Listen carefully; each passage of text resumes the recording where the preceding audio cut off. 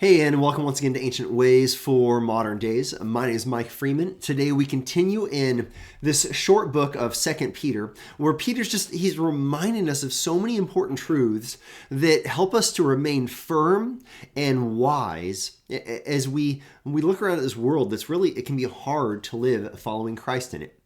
Now, chapter 2 of 2 Peter it's all about false teachers. It's about those who teach the wrong thing for the wrong reasons, for the wrong motives, those who really are, they're a blight on the Christian community. They do so much damage. And there's just, we could talk about all the different angles that he talks about. But I want to land on one verse that I think encapsulates the role of false teachers, and really it reveals much of their motive, and it also gives us some cues when we're hearing about people that are teaching, people that are popular.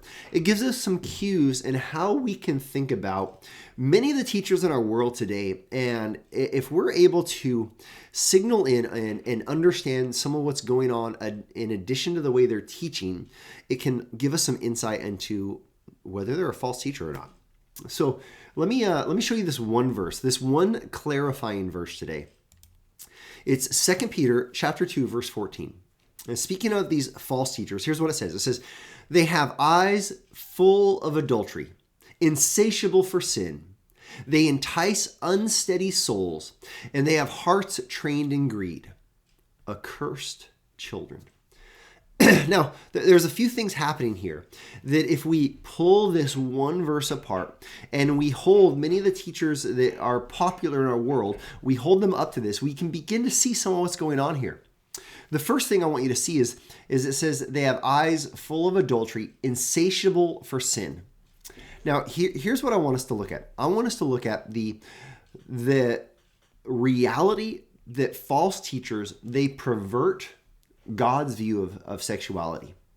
So someone might say they're a Christian. Someone might hold up the Bible. They might say, this is, I'm a pastor, I'm a preacher, I'm a teacher.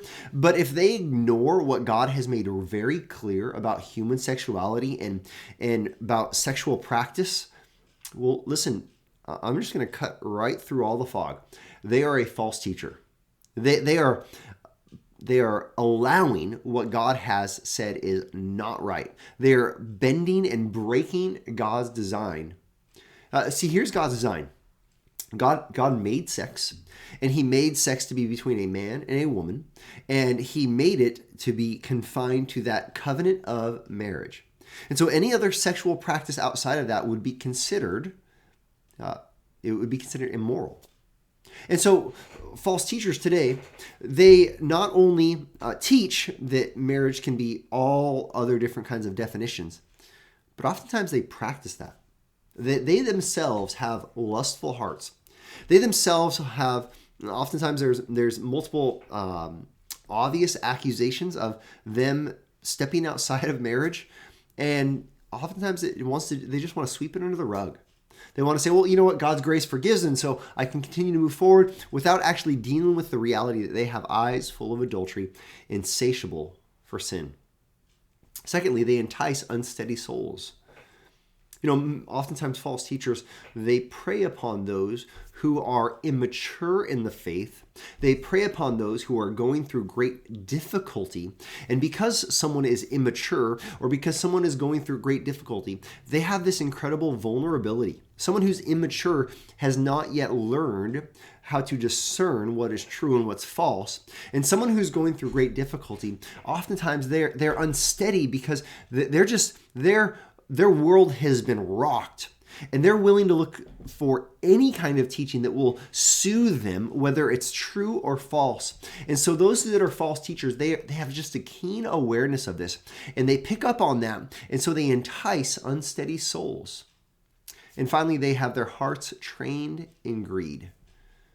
We don't have to go far to look at false teachers that they talk about themselves and their wealth and their pursuit of wealth, and they claim that this is God's blessing upon their lives. And so their pursuit is they want many people to give as much as possible to them in their ministry, not for the work of the ministry, but so that they could have lavish lifestyles, so that they could have everything and anything this world offers. They're unaccountable in the way they spend their ministry resources. And really, it's because their hearts are trained in greed. Here's what you see with a false teacher. Sexually, they're sinful. They prey upon those who are going through difficulty. And they ultimately, they're looking after themselves in a greedy way. They're selfish. This is why Peter writes, accursed children. These folks are so far from God, and yet they act as though they're the spokesperson for God. Now, how does this meet us today in our ancient way for our modern day? This is a warning. This is a warning for those who are listening to maybe all sorts of different YouTube videos. And I recognize you might be watching me on YouTube. Well, thank you for watching me. Thank you for trusting me. But even what I say, you have to test that. Say, what seems to be the motive behind any kind of ministry? Do they soften God's instructions about the sexual design that God has made? Do they seem to be angling to connect with people that are at the worst moments in their life, and doing that not so they can care for that person, but so that they can use that person? And does a ministry or does a teacher, do they really seem to have this desire for the things of this world more than a desire for the truth, regardless of what it costs them?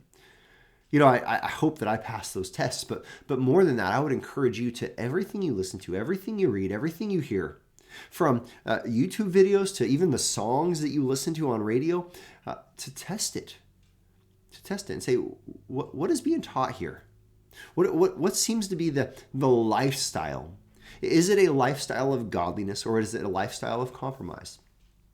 See, this is a very helpful, very difficult topic, but a very helpful topic. And this is our ancient way for our modern day, is to be willing to take a long, hard look at the lives of those we're listening to and be able to distinguish whether they're a false teacher or a true teacher. And this is part of how we do that.